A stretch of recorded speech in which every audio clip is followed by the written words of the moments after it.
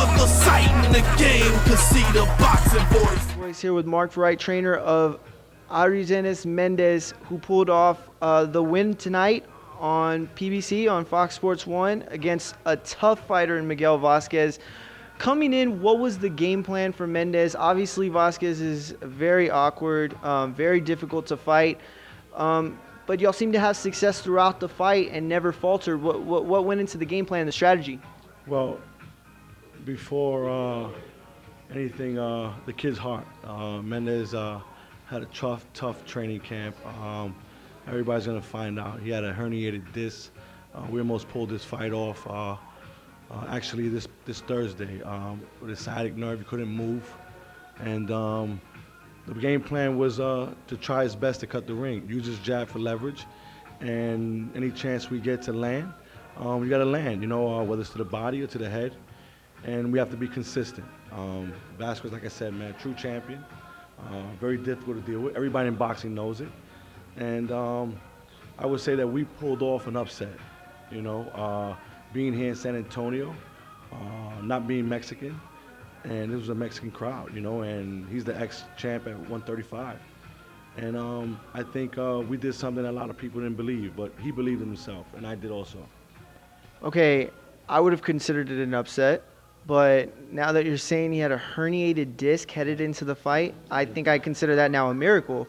Right. How were y'all able to, continue with the fight? How were y'all able to show up tonight and do what you did? I mean, did you? He sucked it up, man. He sucked it up, stretching. Right now he's upstairs. He's in tremendous pain.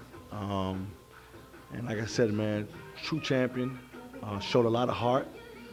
Anybody who knows Argenis knows what we went through in the gym.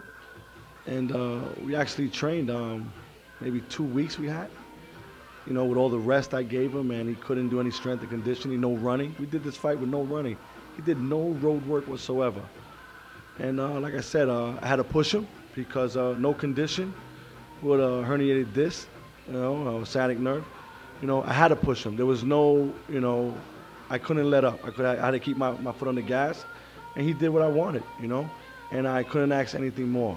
But guarantee, 100%, you're gonna see someone totally different when we get ready for the title, because we got a title shot coming up next.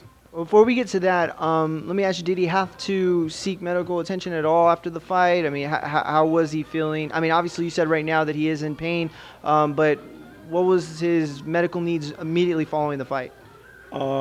Ice it, and wait till we get back to New York tomorrow, and he's gonna go see a back specialist, and we'll take it from there. We'll start rehabbing, as soon as possible.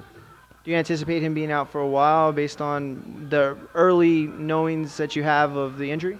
I would say a few weeks. I would say, maybe 3-4 weeks. Not doing anything and just rehabbing and getting ready. And then after that, we'll go to the drawing board, but we'll go at it slowly. It all depends on what's the date we have for our next fight.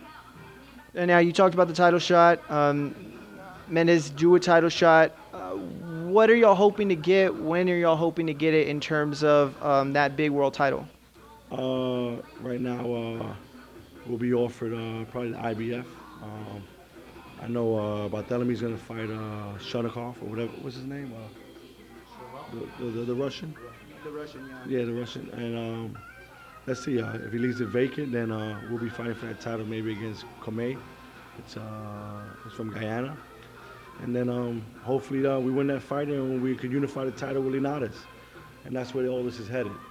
But in order for this to happen, we need a healthy Argenis Mendez. But today, he showed me, and everybody else is going to find out that this guy pulled it off just on pure guts and heart. Now, my last question, the one thing heading into the final round and the scorecards was, in my opinion, I did not envy the judges. It seemed like a difficult fight to score throughout. Both men had their moments throughout a same round.